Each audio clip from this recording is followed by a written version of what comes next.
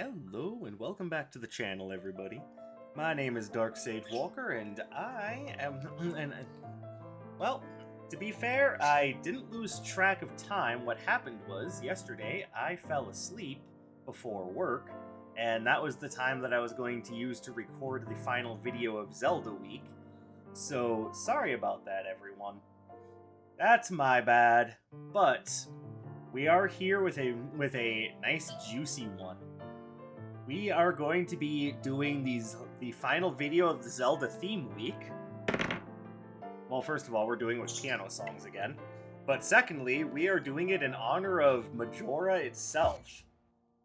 In other words, Majora's Mask. Now, there's all sorts of things that would make sense for this one, but I think in order for this one to truly be interesting, I've got to push myself. So we are going to be using the Venture Robe for our basic. Based off of the form Majora's Wrath, we're going to be using the Vines. Majora has all sorts of cosmic power, so it makes sense to use Chaotic Rift. Now up here, we are going to have Crashing Meteor. Now we've got the Wild Card. And to be fair, the creature of Majora itself seems like a wild card.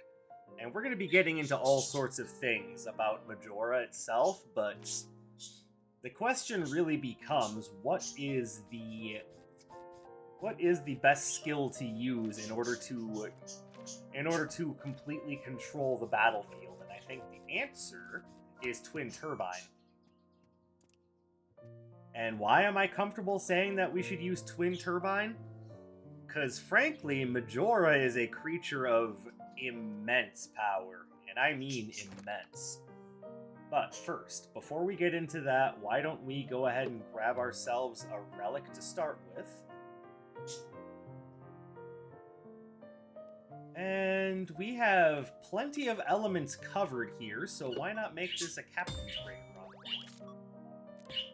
We get a wind and a water element spell, and we can have ourselves plus 20% for basically free. Now, you might be wondering, hey, why not go with something a bit more defensive because you're going to be taking a hit to your maximum health? Well, like I said, I am kind of trying to push myself. If I were to take something defensive, though, what would the best option be? Would it be Vampire's Eyeglasses? Well, we're not really doing critical hits, so it wouldn't be that. Would it be the Jewelry Box? I suppose that's a good means of self-regeneration. So is Pathfinder's Knapsack. Suppose we could take Mirror Shield. But the way I look at it, I think it's best to go this road because I kind of want to challenge myself a bit. And this does seem like the right outfit to use to represent Majora. Now, as far as Zelda villains go, is Majora stronger than Ganondorf? That's a good question, and one that I don't exactly have the answer to. Now, admittedly, Majora does not have the Triforce of Power, so that may definitely swing things in one direction or another. But then the second question would be, does Majora need the Triforce of Power? Because you look at some of the abilities that Majora has, and they are approaching, if not already, cosmic in nature. And I think it would be best to just go ahead and knock out Atlas first. Because if I'm already challenging myself by taking both the Retro Floor Plan and starting with the Venture Robe, then you know what? I'm going to take all the... I'm going to take all the benefits I can get.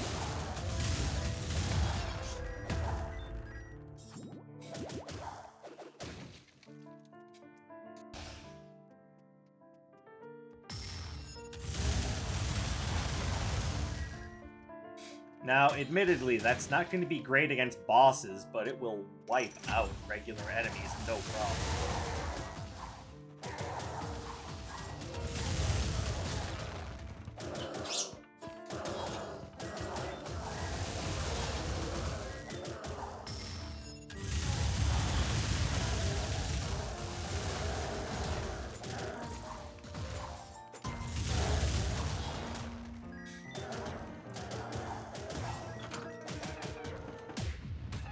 Okay.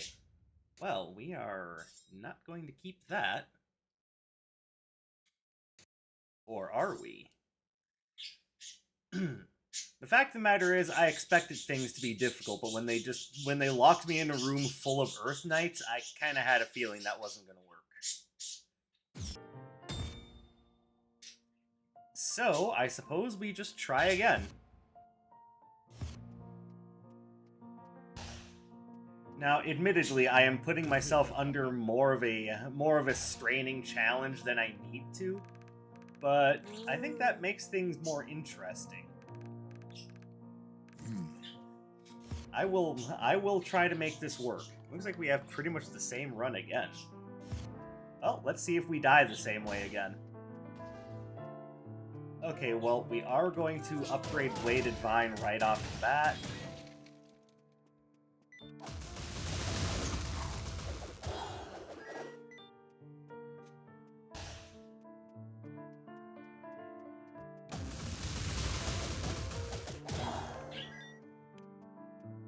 So obviously the idea being that if I only have 300 maximum health, I need to play particularly carefully so as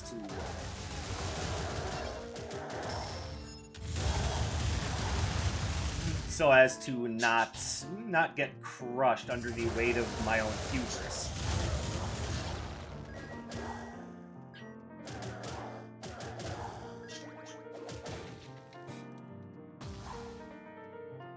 But obviously, we took Crashing Meteor to represent Majora's Mask cursing the moon and causing it to fall on the land of Termina.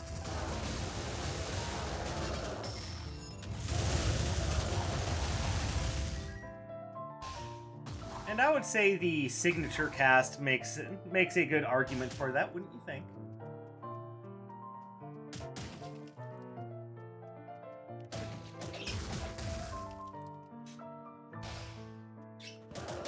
Now, admittedly, that's not going to be great against bosses.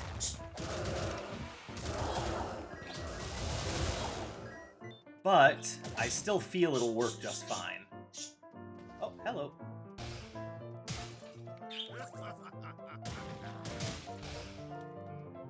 Perhaps this one can be tail. We will donate an Arcana. Ooh, critical placebos. Bad.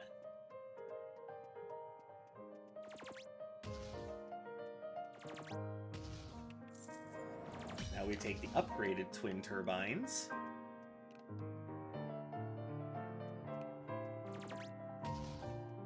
Now, when I say Majora has near cosmic power, that is not a lie, as it has the ability to use its dark magic to affect cosmic bodies.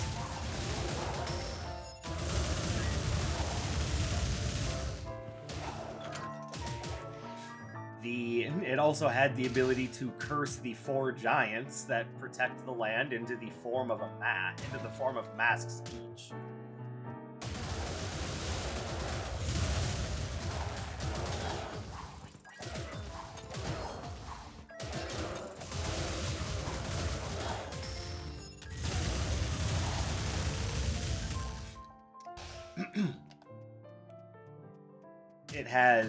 It has not only control over some elemental abilities, but every single one of its powers was able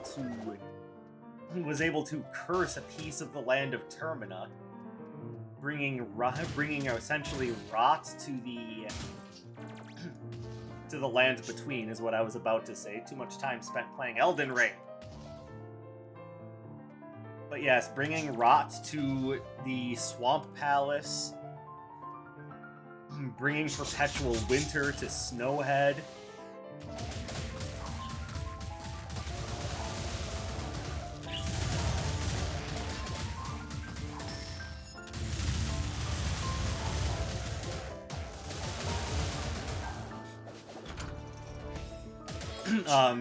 Muddying up the waters of the Great Bay.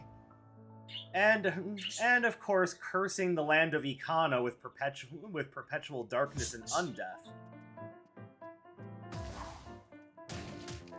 And then, like I said, its magic was actually capable of affecting Termina's mood and turning it into the, you know, corrupted beast-faced creature that we see perpetually just hovering over the land of Termina. You know, because why not add just a perpetual element of permanent stress?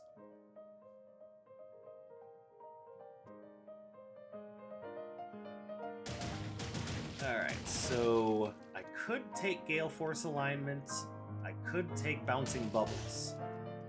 I'll have to think about it. I'm probably going to end up grabbing Gale Force Alignment and then trying to find something that's a little bit heavier hitting.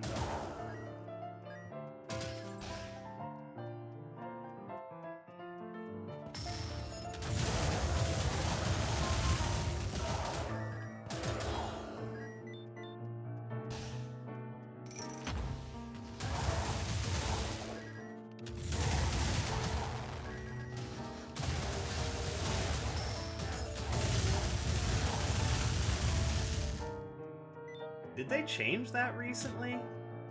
Because I feel like it's scoring more hits now than it used to.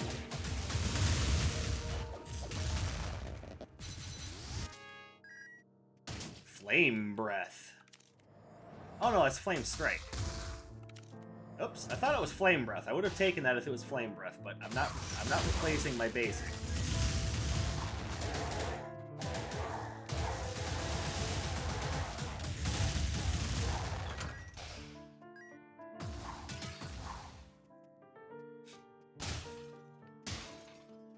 So what is the deal with Majora anyway? What exactly is Majora's motive? What does it want? What is its motivation for what it's doing to the land of Termina? Thing is, most of the game doesn't actually explain. It's just thought, but it's just thought that, you know, it's just acting crazy or destructive. But there's all sorts of reasoning why Majora might be the way that it is.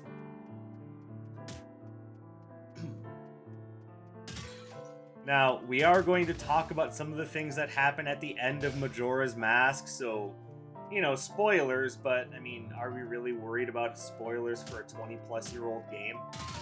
Like, do people still offer spoilers for Final Fantasy VII when, you know, just for safety, when I'm just gonna say when the thing happens to the lady?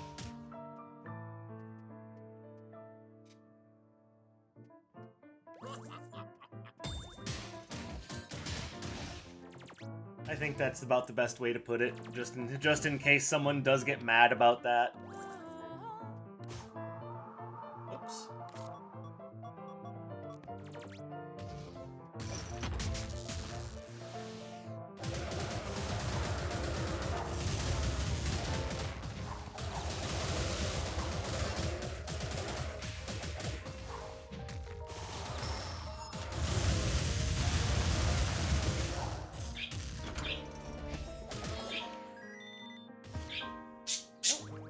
There's a good Earth-based one. Pardon me.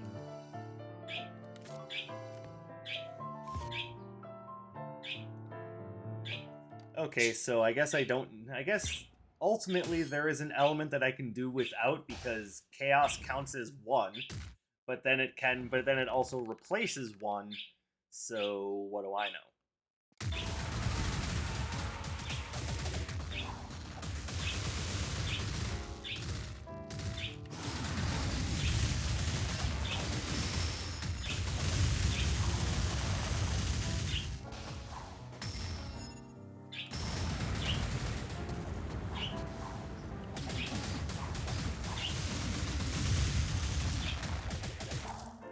And there we go.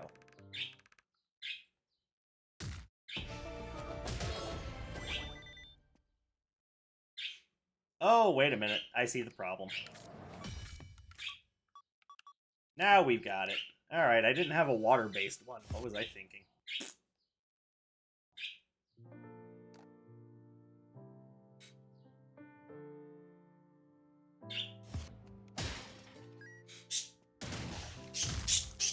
Also, just on top of all of this list, I wasn't talking abilities, was I? Though I guess it doesn't really make sense to list monster creation and summoning under its list of abilities. I guess that seems obvious. Ganondorf does that.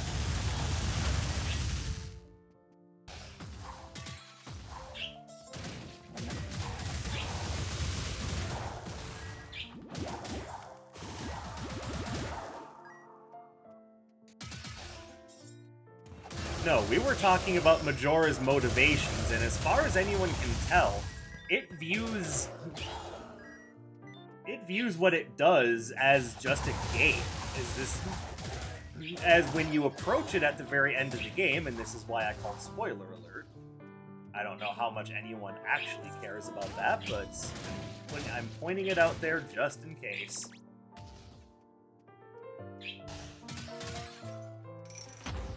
You meet Majora essentially in the form of one of the lunar children, who all look like the happy mask salesman, so make of that one cool.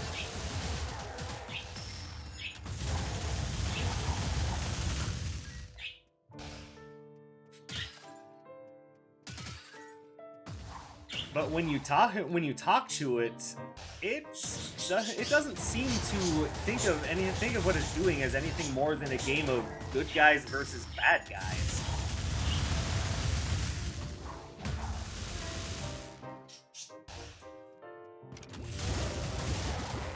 So there you go. Cause cosmic destruction, eternal pain and torment, and endless chaos. You know, for the lulz. And you want to talk about a villain that's impossible to reason with, that's it.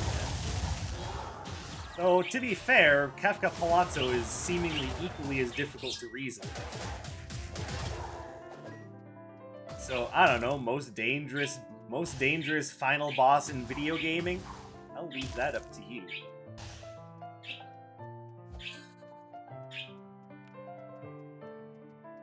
But yeah, anyone who causes eternal pain, torment, chaos, and strife just for the lulz, yeah, that is a creature that you need to stop dealing with immediately. Like, you don't take over a cosmic body and you'll go to drop it on an entire landmass just because it sounded like a good idea that day. But then again, no one really does know what Majora's true motivations are, as far as anyone can tell. That's about what anyone's been able to figure out.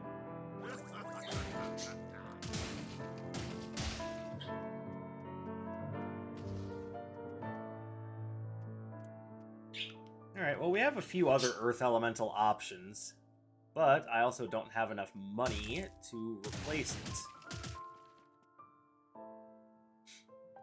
So, do I take a risk to try to find something stronger, or do I stick with what I have? I think ultimately the better answer is to stick to what I have.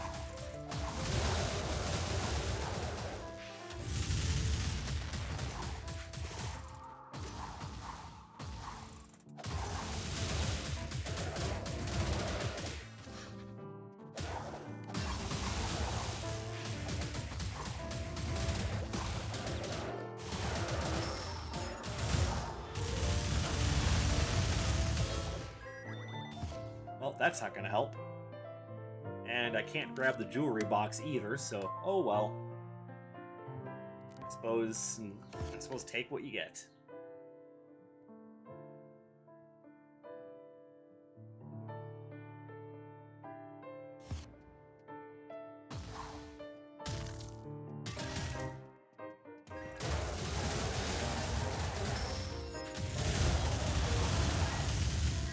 There you go.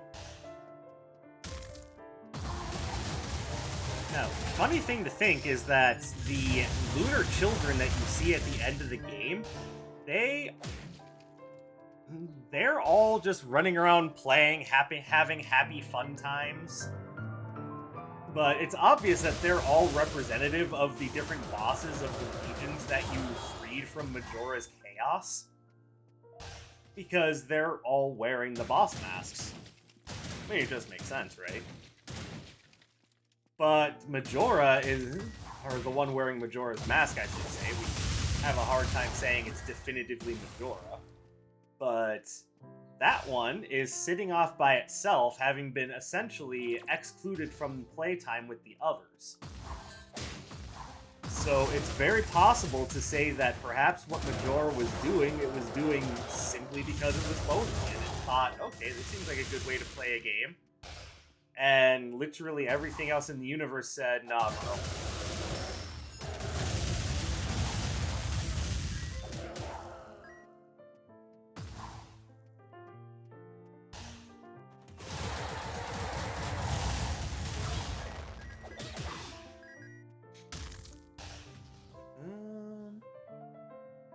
Well, it's odd that we have Dragon Dive on here a second time.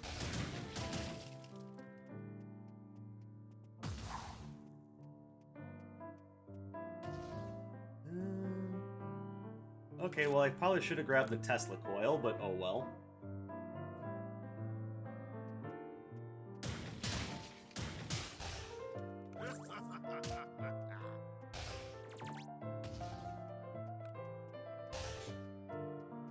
But that should say an awful lot about how well Majora gets along with other creatures, which is to say it doesn't.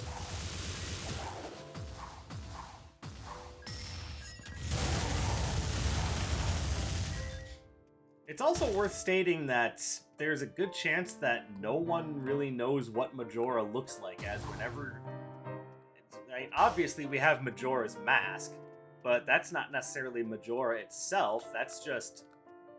You know, if you want to get real technical about it, and yeah, I suppose I do, what Majora's mask is just a representation of Majora's psychosis and madness.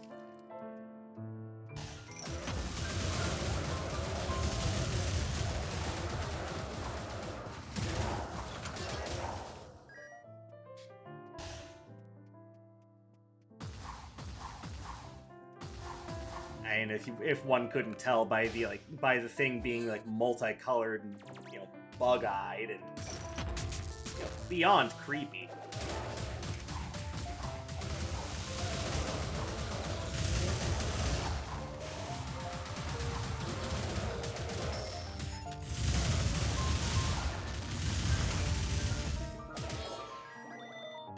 Hello, Bubble Slaps. I think I'm okay with what I have, though. I would rather have something that strikes from a distance.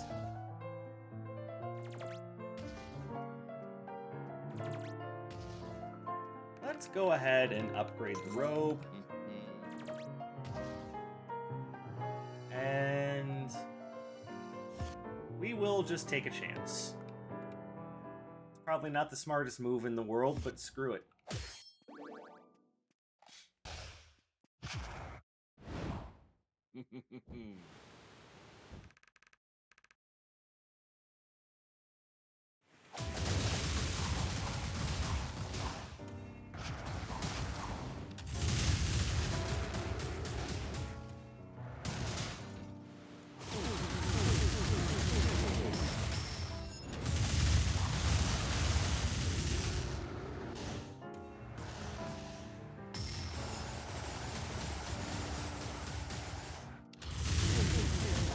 There we go.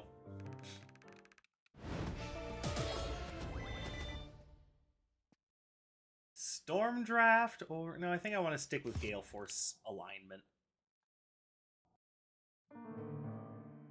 But let's look at some of the things that Majora does in order to truly determine its proclivity for just causing madness and chaos. So, one of the more premier examples we can look at is the whole Anju and Cafe.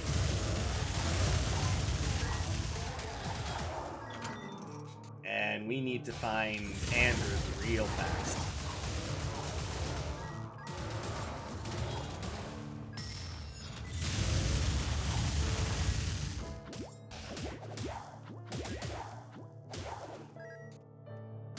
So, as the story goes, those two are set to be wed in just a matter of days. So what does Majora do in order to cause some strife? Why don't I just turn one of them into a child? Why not? This seems like a fun thing to do.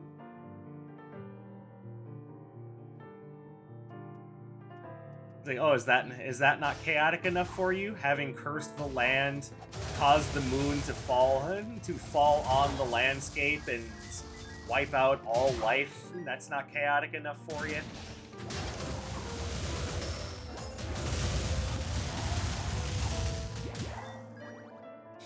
Well, I mean, those are kind of the biggest examples I have, not gonna lie.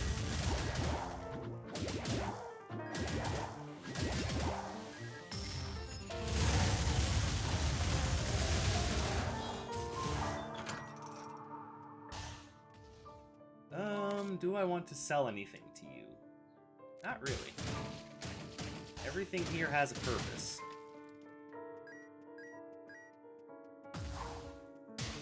More fairies.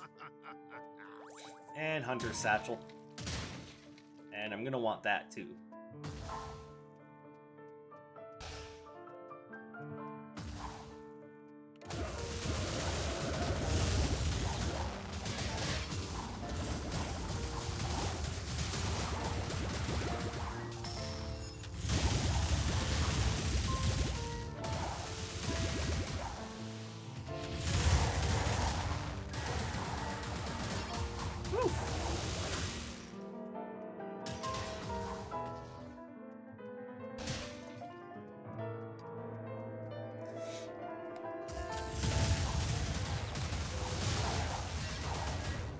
The ultimate point that I'm getting at is that Majora causes pain and suffering, brings madness, and an incalculable amount of death via cosmic genocide, just for shits and giggles.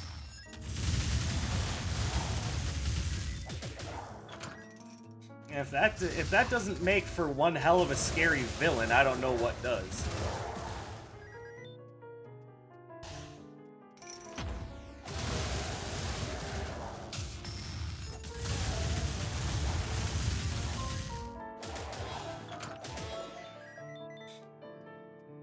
It's definitely a lot scarier than just a wind mage. And sorry, Vati, but in comparison, you're really not that scary.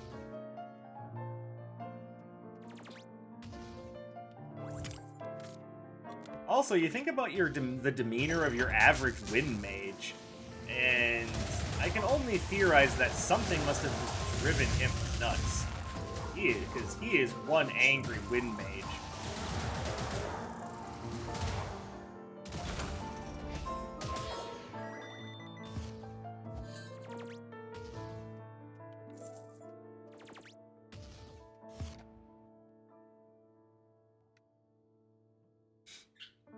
I also think it's funny that no one brought up Vati, which means that he's probably not the most popular of Zelda villains.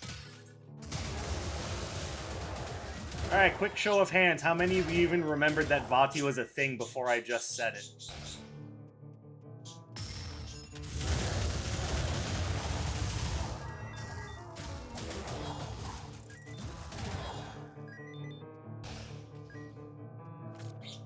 I'm going to guess that the answer to that question is, not many. Although, admittedly, he was the villain of Minish Cap, and Minish Cap was pretty popular. So at this point, would it be fair to say that Yuga is actually the series' least respected villain?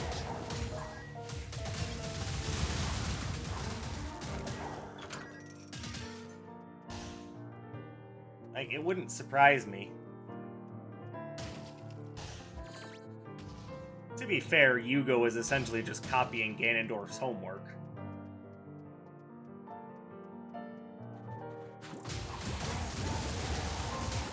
It's like, lock the descendants of the Seven Sages in the Dark World, but I'll use paintings this time. Haha, no one's done that before.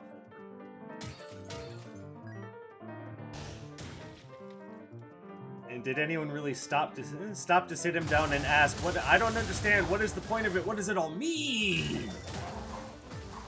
Because Yuga seems like another one of those villains that was just all about being crazy. Which I guess means he's also copying Kefka Palazzo's homework, so... Yeah, Yuga is one of those villains that just didn't ever do his homework and just relied on everyone else to help him get his work done. Cheap bastard.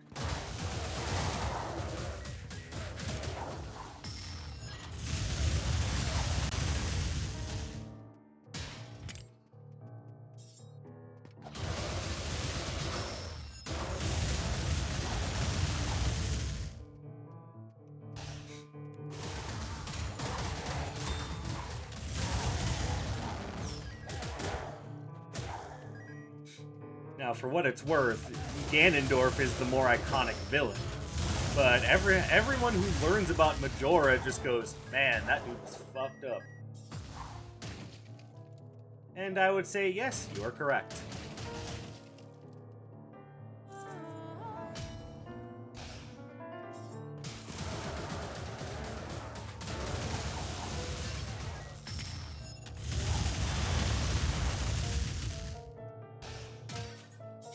I mean, there's a reason why Majora's Mask is one of my favorites, and that is because the stakes in that game are very, very real.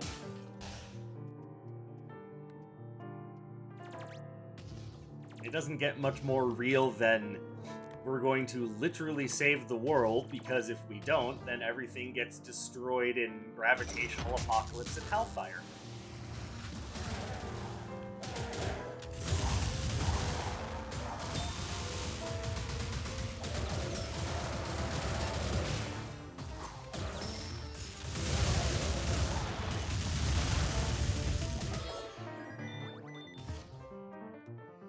So, fun fact though, if you look at the science behind what it means to move the moon out of alignment, by all reality, you didn't really need to do much work. The world would have been screwed pretty much within a couple of hours of the moon inching closer to the world.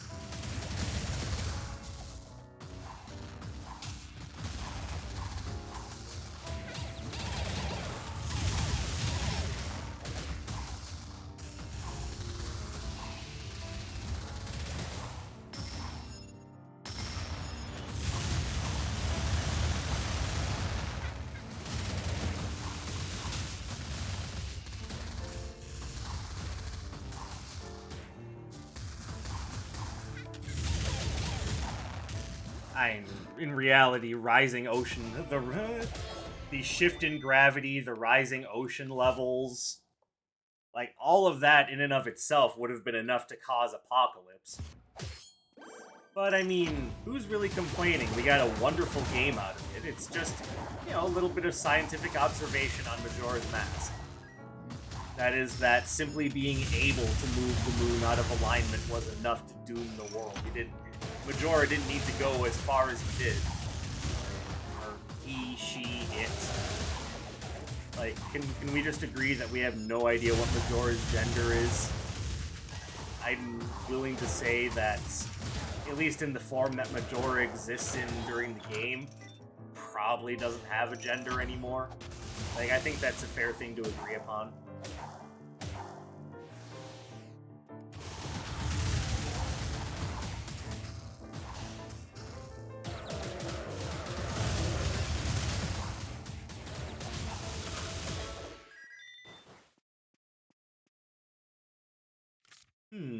Okay, let's... At this point, I don't think I'm going to be hit with anything that does more than 30 damage, so we'll drop that to pick up that. We have now transformed into Majora's Wrath.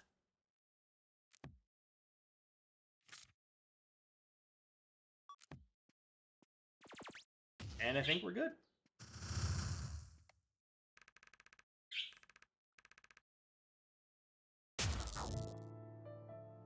And obviously, because Majora is capable of possession, the Skull Kid is absolutely not responsible for what happened.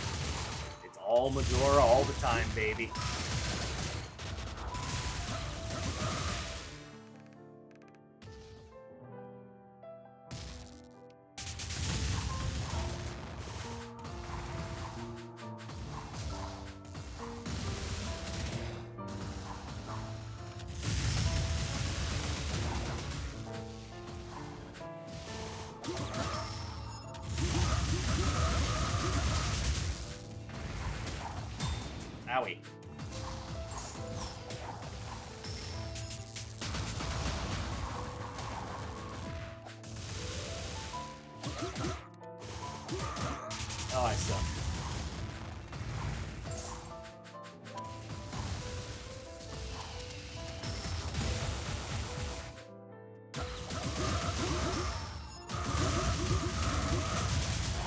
there we go. A victory for Majora. It's funny, I won with every theme character I was doing except for Link and Zelda, the ones who canonically always win. Interesting. I wonder if that will have any ramifications for anything. But I do declare that to be the end of Zelda Theme Week, with the villain that I find to be arguably the most interesting because the least is known about it. And honestly, if it were up to me, I would keep it that way. I think Majora is interesting because we know so little about it. I think that makes Majora fascinating. For as much cosmic power as this creature has, for its immense dark magic, its shape-shifting, the ability to create monsters, like mental possession and domination. Like, Majora has so many things going for it, and we know so little about it, aside from what we can speculate. And I think it's that speculation that I like the most. That is why I find Majora to be pretty much the most interesting Wizard of Legend. Yeah, it's a Wizard of Legend villain. It came from this game, guys. No, it's why I find it to be the most interesting Legend of Zelda villain, and I wouldn't be against some game or DLC coming out that dives more into it, but at the moment, I think I'm happy with things as they are. Because Majora is cool. What it does isn't, but Majora itself, such an interesting villain. But that marks the end of Zelda Theme Week. I want to thank you guys for continuing to support. All of you who came into the party new to the channel, I appreciate you wanting to check out more of my stuff. I really hope that what I have coming up in the future entices you to stick around even longer. I like having you here. So, now that Zelda Theme Week is over, go ahead and start dropping me your most interesting builds. I think probably in another week or so, I want to do a theme week where it's just builds that you guys suggest. So get those to me and let me know what you're interested in seeing. As always, I appreciate you coming to spend some of your free time with me. I very much appreciate your continued support. It means the world to me. I hope you have a fantastic day or night wherever you may happen to be, and I will see you next time. My name is Dark Sage Walker, and take care, everybody.